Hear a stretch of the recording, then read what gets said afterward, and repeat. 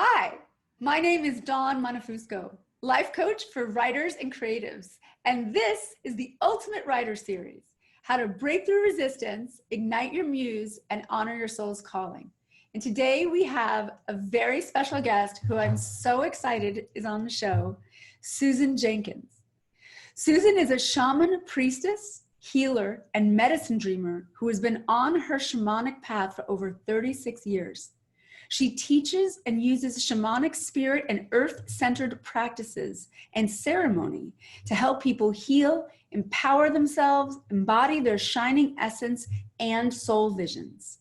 A heart-centered, multidimensional lightworker, Susan journeys into the spirit realms for messages, inspiration, and guidance from the angelic beings, spirit and animal guides, nature, elementals, and beneficial spirit allies. She often collaborates with luminous beings to clear, heal, uplift, and balance energies. Clients report profound healing and positive shifts from working with her. Susan works with people in her private and group programs, retreats, day-long intensives, and home and land clearings. And you can find out all about her on this page. Susan, it's such a pleasure to have you today. Oh, thanks for having me, Dawn. I'm so excited to be here with you and talking about something that's very dear to my heart, words, writing. Yes, all of it. Yay! Well, first tell us about any projects or anything that you'd like us to know about you, what you're doing, and then we'll jump into writing. I have been traveling a lot this year. I've been going to power spots all over the world and really deepening my relationship with nature in a really even more profound way. I led a shamanic retreat in Costa Rica for women in May, and I'll be doing another one next year at the end of April that it was profound, and people were just like, can we do it again? And I'm like, of course. I'm also going to have a retreat on the coast of Maine on Mount Desert Island, right around the fall equinox, which I'm very excited about. There's a spiritual center there on a beautiful saltwater cove, and it's a beautiful spot. And, I'm doing my private work with people always, but I'm doing something new, Dawn, that I'm really excited about that is coming out of my work of, what's going on. People are talking so much about really tapping into, men and women, our divine feminine nature, like really balancing the masculine and feminine. That's a big part of my medicine, is finding the balance in myself and helping people find that balance. And so I had this beautiful inspiration coming out of a meditation a couple of months ago to create a course called The Divine Union Within. And that's going to be a 9-month course, which begins probably early October-ish, or early to mid-October, where we are going to really be exploring through shamanic journeying, working with the medicine wheel, the directions, earth-based practices, working with nature as a healing ally, and on and on and on. I won't talk about all that. I could go on and on about that. But really it coming down to all of us, whether we're writing, whether we're having resistance around stepping into our power, anything that we're all doing, those of us who are really wanting to be embodying our soul purpose, we need to really deepen into absolutely loving and adoring ourselves and becoming our own beloved on all levels. That way we can show up in relationships, autonomous, sovereign, and free. We can show up in our writing, liberated and not worrying about what other people are going to think or say. And we'll talk a lot about that in our conversation here. And so I'm just so very excited about creating. The guides are like, yeah, we're going to do this. So I have a lot of guides that I work with in the other realms, and there's lots of circles of medicine guides that are equally balanced, male, female. They've been coming through over this past year, teaching about energetically that balance between the masculine and feminine. And we can talk a lot about that too, in terms of what keeps us from sitting down in the action part, the masculine action part of actually writing, and then the dreaming part of tapping in our intuition, and where do we balance that in our writing process as well. So those are some of the things I'm very excited about. I love all of this. Let's just jump in. Why don't you share with us, your passion and love for writing and how it works into your life and your work. Yeah. Well, I have always been a writer ever since I was a child. You know, I had my little journal with the lock on it, which, you know, was always pried open by somebody or another. But yeah, for me, writing is, you know, I'm a messenger and I'm a medicine dreamer. So writing and communicating is really important to me. And in the shamanic world and work that we do, and in many, you know, many other of the different modalities, especially these days, looking at our mindset and how we're creating our reality, our words, our thoughts, our beliefs create our life and create the world around us that we call reality.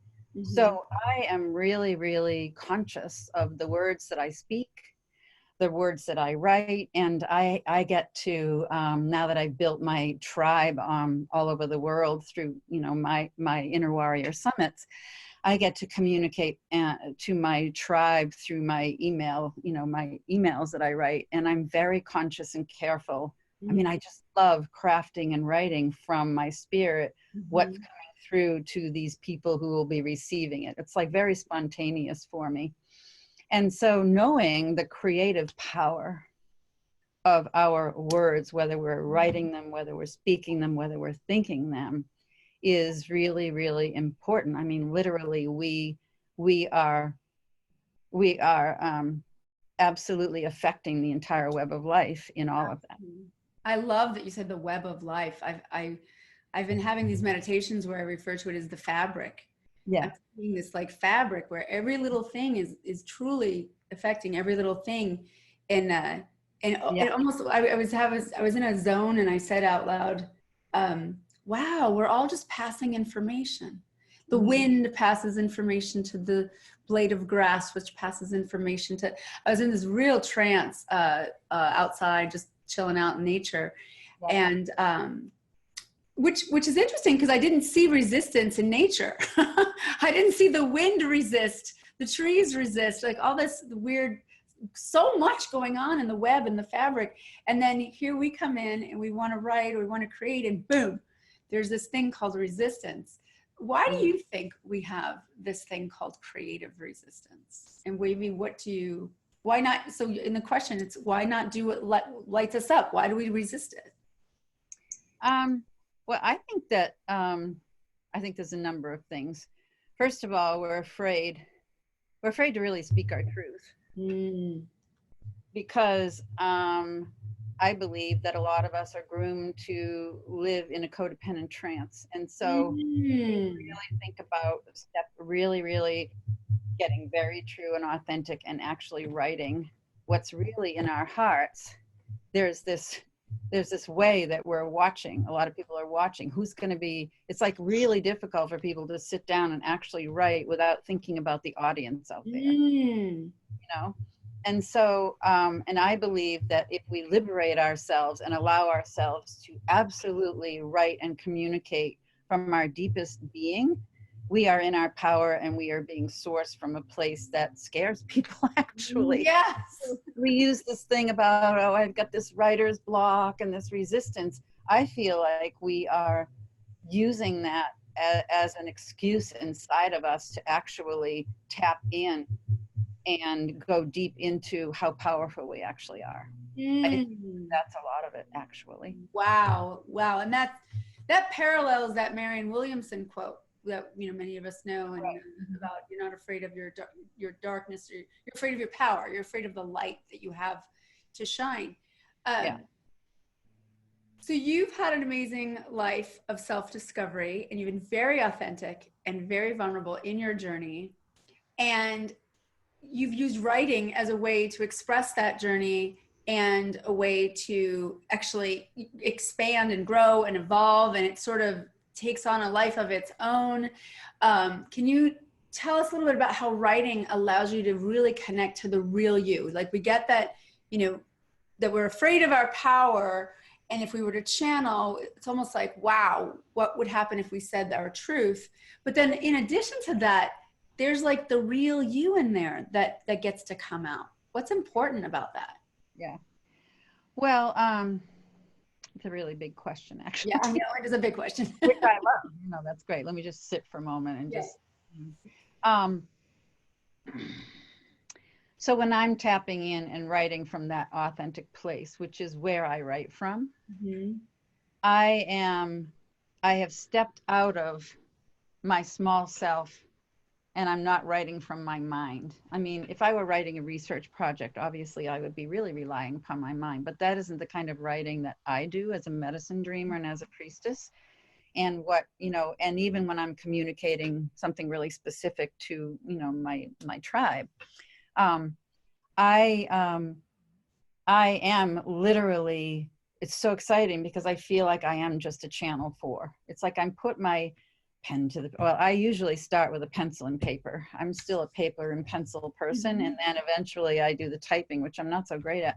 So it's really this channeling that comes through, and I can feel myself opening up, and I'm open to my higher self, to who I really am as an infinite being of light. And the words just come through that are not coming through me. So it's like it's like opening up this beautiful package even as I'm writing. So I don't even see it as my writing necessarily. I know that might sound a little vague, but I think you get what I'm talking about. I totally get what you're saying. Yeah, it's really about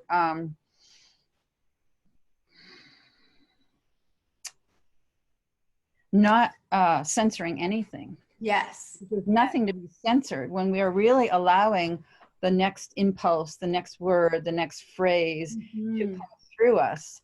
We are opening up to the sea of possibility that we might not have ever tapped into, were we to just be like, and it should be said like this, and I think I should do that. I mean, that's like, to me, that's like imprisoning our creative self. Absolutely. Absolutely. And I think that's what the sad part is when I work with people, or people come to me and they're over 40, over 50, they've actually almost lost touch with the real them, with that freedom, that faith, that freedom, that go for it, that see what's going to channel through, that they're almost like locked in a room of shoulds, locked in a room of the audience, locked in the room with their parents, their school teachers.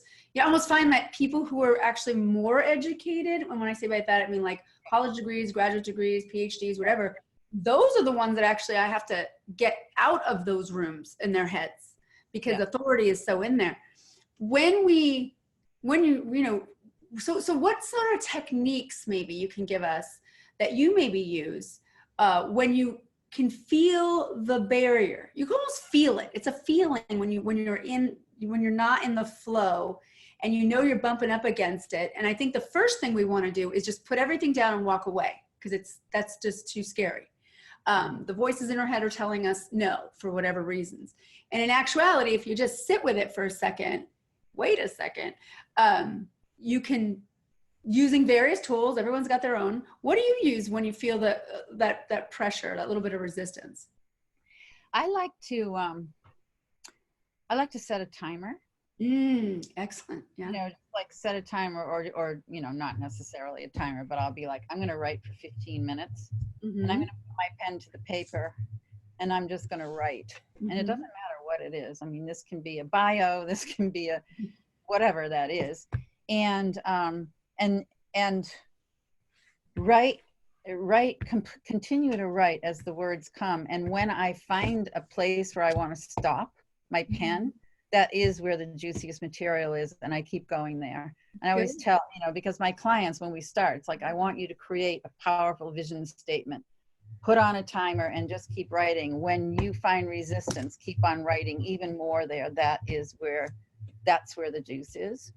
And so that really helps me. And the other thing, Dawn, that I've been doing recently that really has liberated my poetress self, I could say, or the rainbow warrior-esque creative part of me, is I've always journaled. I'm journaling in poetic prose. Nice. I'm just letting myself write this long poetic prose, and it's fun, because then I'm not talking about, I went out in the yard and saw the blue sky. I'm literally going out and under the oak tree and using the specific words that we're writing. And that has like opened up worlds for me. I feel like I've just ignited. I was just in Glastonbury, England, and I was in the countryside, walking on the tour and all these beautiful places. I feel like my poetress was completely ignited. And I just started journaling as though it was a long poetic prose piece. Yes. It's been like open wide. It's so exciting for me to do that. So those are some of my current tools that I've been using and love. I love that. I mean, I personally agree with you. The long poetic prose, like, okay, if you're going to write about today's a sunny day and I'm really enjoying my walk, and there's nothing wrong with that. There's nothing wrong with just starting out however you need to start out, as simple as you can. And then I sort of slow down and stop right before the teacup. What is the teacup? Where'd you get the teacup? What does it feel like in your hands? How heavy is it? Why did I love my best day ever? Yes. Because every time I hold it, I go, sure, what the heck? Let's make it that. Even if I'm having a terrible day. But I mean, I could actually, there it is. Billy Collins would say, right in front of you. You got all that you need. I love your body language opened up. The way that you were in it, you were feeling it, you were there. I find that that freedom in our bodies can, affect our writing. Can you talk a little bit about, I'm sure you must have different processes, and just this idea of like standing up, walking over to a new place to write, sitting in a new place to write. Tell us a little bit more about how the body works with the mind. I wander a lot around my place. I have journals all over the place, or, I always have writing materials in all rooms. Love it. And sometimes I'll go into a diminishing place, and I call it like I'm circling the drain before I'm actually,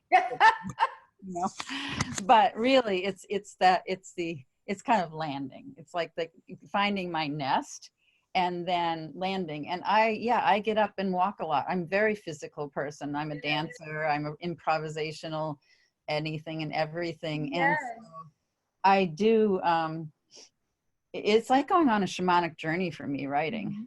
I literally am, as you were saying, looking at the cup. I mean, you literally could write a whole short story around the clay that made the cup, that made the paint, that made, I mean, it's like you can go deep into the details of anything and everything, which is what a lot with the shamanic work is. We're going into the spirit behind everything. And so it is a very fluid journeying into the other realms. And yes, a very fluid, I'm not, I move a lot in my life. I love it. Me too.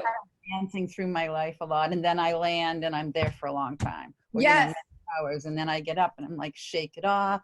I always go outside and take a breath and look at the trees and replenish myself, because I live in the middle of the woods. I get to live here in the Maine woods, and that really revitalizes me and just gets my juices going again. Oh, I love it. People actually need permission for that, and we need to hear that, because oftentimes people forget that the power of moving the body and getting out. I have a client, she says she does the flop when she literally takes all of her, like in the living room on the floor, and she just lets her whole body go, flops down. And I've just started doing that as an exercise, and I've kind of gotten into it. You just all that energy just hits the floor, and then you can just kind of recircle it, get back up. Another question. Animals do that all the time, right? They're always like shaking it off. Yes. Right? Yes. Funny. No, I love it. Does writing fulfill other purposes for you in terms of feeling closer to God or the universe, or feeling connected? Oh, absolutely. As I was talking about before, like for me, when I'm really in the zone writing, I am totally connected to Great Spirit. I'm connected to the divine intelligence. I really feel connected to something way bigger than my small self. And so writing is definitely a spiritual practice for me in that way. Yes. I mean, it's not true for everyone, but the kind of writing that I do and what I love to read. I remember this one teacher, Jan Phillips, was one of my, I've had a lot of different writing teachers and workshops and all of that. And she'd say, write what you want to read. Write what you want to read. And so for me, what I love to read is writing that I can feel is coming from a deeper connected place, connected to someone's essence. I can feel it. You can feel it, that it's not like worked on so hard that you can't even feel the spirit behind it. That's what I like to read, and that's how I like to write, because that's when I am connected. And then I'm like so excited. I was saying to someone today, when I write my tribe, my list, and write my email list, and I get this, I just write to them when I send it, it's like all is right with the world. It makes me so happy. I'm like, yes, I did it. Thank you. Yes. It makes me so, because I feel like I've really shared who I actually am. And when you do that, I feel like it's energy giving. It's like a generator of energy. When you block that, like, so let's just go to the soul's calling piece for a second. Yeah. I know that writers out there feel haunted because they gave it up, they stopped, they got older, life them, they have jobs and this and that, and what good is it going to do? People tell them things like, what are you going to get it published? And if you don't, what good is that? And there's all these crazy judgments and things that happen, and yet people still come back to the table and say, I don't know why, but I know I need to do this. Now studies show that if you don't do what you feel that your soul is calling you to do, regardless of the outcome, it's detrimental for your health, for your mental health, physical, and your soul's well-being. Can you talk to, let's just say, like, why is it important to honor your soul's calling? Oh yeah, I mean, absolutely. We don't do that. It's like we're circling our life. I mean, we're like circling our life. Here is this taproot of who we are. We've chosen right now to be embodied in these beautiful temples that can write, that can see. If we're, not all of us, maybe even all of the people aren't listening, maybe everyone can't see or hear, but we have different faculties to be even on experiencing this show. Yeah. Miracle, for goodness sakes. And so when we let go of the codependent trappings of who should write and who do you think you are, and my story isn't good enough, and who wants to read it, and all of that, which is a total illusion,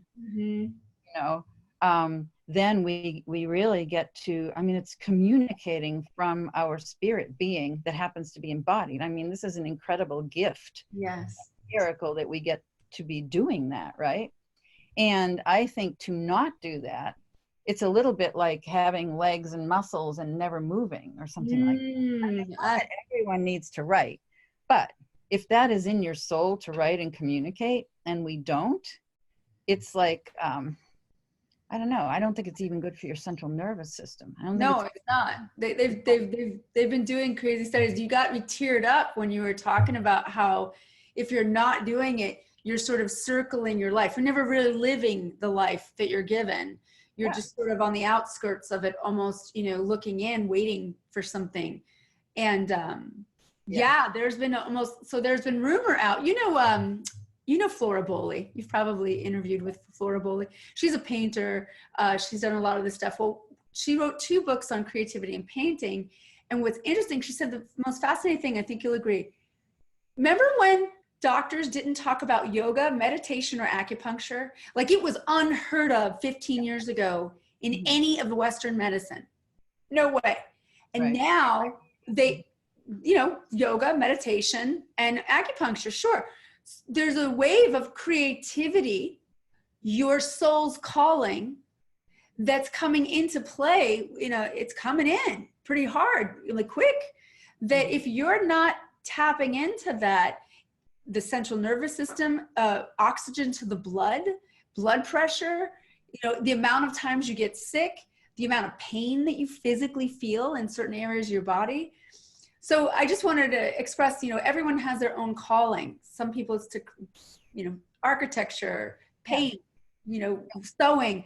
But if your calling is writing and you're not, then there's, something that probably doesn't feel as fulfilled as it could feel. Yeah. And as you're saying that, Dawn, I'm also thinking that if we have a calling to write, it's like, I have to write. Sometimes I don't for a long time. Then all of a sudden I'm like, writing again. Yeah. But when we're not writing and we have a calling to write, and that's some of our soul calling is to communicate, then what's usually stopping us are negative thoughts. Mm-hmm. And the critic is in there going, well, the things I said before, who do you think you are? I mean, and so that is feeding toxicity into our system. The reasons we're not writing and following that calling, if this is our calling, is toxic to our systems. Wow. I never even thought of it that way. That's a whole other way to shake it out in the wash. Man. Yeah. Great. So liberate ourselves and be loving with ourselves and be like, what the hell? Let's just Yes. do it. What do we have to lose? Nothing. And what does the world have to gain? Everything. Everything. Our intimacy. I mean, I feel like any of our stories, if we are really willing to be vulnerable and intimate with our stories, we're inviting everyone else who's reading, who we're telling it to be intimate with themselves as well, and realize, oh my gosh, because what I like to hear, I don't care what it is, if someone's intimate and honest and like really in it, I'm in it with you. And yes. we're connected, and I feel presence, and I feel, you know, sharing and connection, which is of course what we're all longing for, right? Yes. No, that's wonderful. That's absolutely true. On a quick note on the side, you know, some people say things like, well, I have to be inspired. I have to be in the right mood. And then years go by, you know, and as you know, we both work with certain coaches and people that we get it, that mindset is everything. And if we wait till we feel like it or we're in the mood, that's maybe not the best way to go about actually, I think not the best way to go about any creative process, because we'll get that critic in there at some point. We'll say, well, maybe you're not in the mood. How do you sort of recommend people find their inspiration when they're being told that they need to be in the mood? I think in the mood is just another excuse. Excellent. Yeah. It's another way of avoiding what it is that we're really longing for. Yes. And I think it's kind of a cliche. It's like, well, you know, and we get, and it's a privilege. I mean, we have this privilege, many of us. It's just like, well, you know, I'll do that when I feel like it or if I'm in the mood. We look at the miracle of our lives and we realize that you know, I mean, things are accelerated. We never know. I mean, tomorrow I could not be here, you know, but we forget all of that. It's like, wait a minute, when I'm in the mood, it's very self-centered.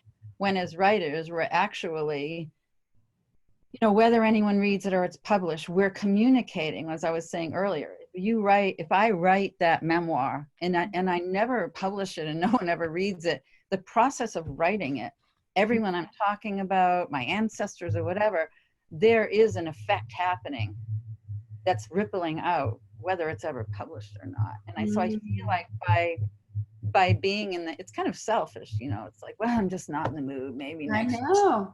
You know, and it's just like, wait a minute, if we really look at our soul calling and our gifts as a way to serve all, as a way to serve humanity, as a way to, you know, pave that path of light of our legacy for our ancestors to come, for our ancestors behind us, our lives are not only our lives. No, I love that. That speaks to me so much.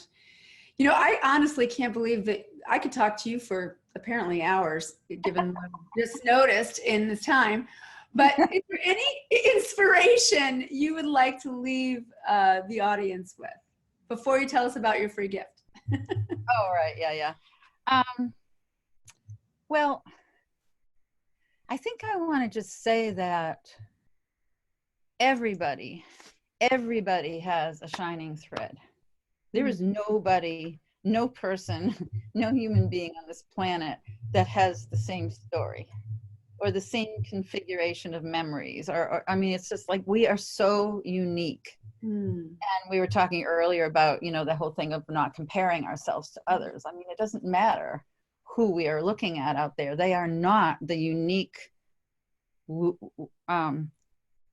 weaving of who we are as these beautiful beings of light. And so I believe that every single person's story, every single impulse they have to communicate is absolutely as as beautiful and as powerful as anyone else is out there. I mean, I just do it. I love it. How fun it is, you know, how fun it is to just do it and not worry about what other people think and not have that critic above you. Just write and communicate for the love of it. It's Yes. I love that you said that just the process itself, regardless of what happens at the end, is healing, and it's already rippling effect, like so much more than you can imagine just by doing it. So that's beautiful. It's like shamanic journeying. I mean, when we're journeying, when we're writing, it's like going on a journey, and that is as real. What's going on in the other realms in that writing journey is like a shamanic journey, and it's powerful. It has huge healing effects everywhere. Thank you so much for saying that so eloquently. Seriously, we need to hear it. I believe in my heart of hearts that this audience really will resonate with that. And it's just, I know it's something I need to hear. I think that's the reason I even do what I do. I do what I do so that I keep doing what I do. Because if I didn't teach it, if I didn't learn how to grow, if I didn't learn, well, how many more blind spots are there? Well, they're kind of infinite if we allow them to be.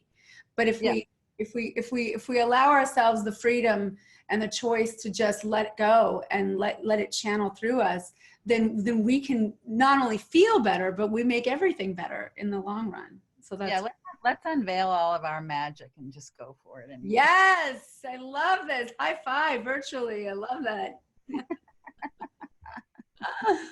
So tell us a little about your free gifts so people can find out more about you. Yeah, I have well, so I'm a shamanic priestess, and one of the gifts is, interestingly enough, a shamanic journey that I take you on with the red-tailed hawk. The red-tailed hawk, and the hawk is the messenger of spirit. So speaking of writing, if you want to have some inspiration from some spirit animal about communicating and writing, call in the hawk. So they can go on a journey with the hawk around their writing, around their soul purpose and being clear with their writing. So the messenger.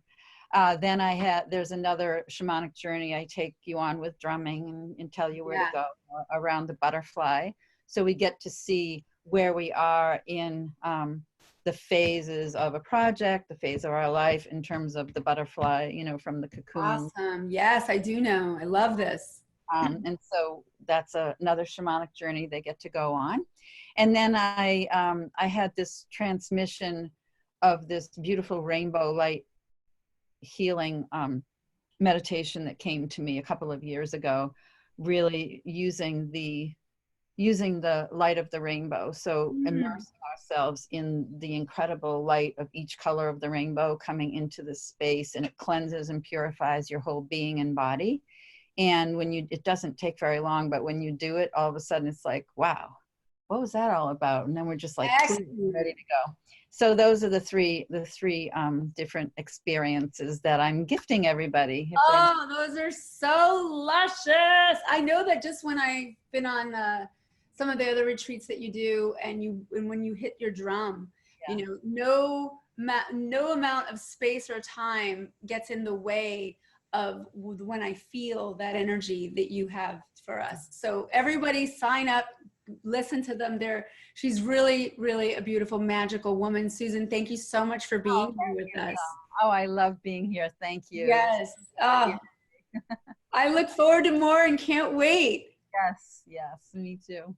Okay, thanks so much. And you have a great day. Thank you. Okay. Bye, dear. Bye, everybody.